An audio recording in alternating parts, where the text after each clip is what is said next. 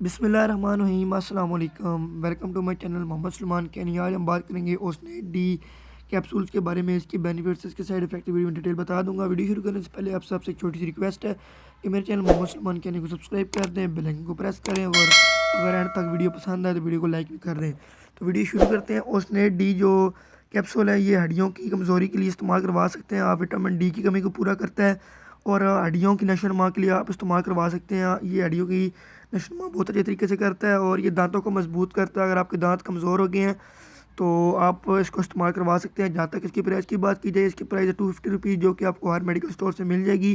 जब आपने मेडिसिन लेनी है तो एक बार इसकी एक्सपायरी डेट लाजमी चेक करनी है, क्योंकि ये एक्सपायर होगी तो आपको नुकसान दे सकती है। साइड इफ़ेक्ट की तरफ चलते हैं। साइड इफ़ेक्ट में पेट में दर्द, गुर्दों में पथरी हो सकती है और सर में दर्द हो सकता है और कब्ज़ की शिकायत हो सकती है।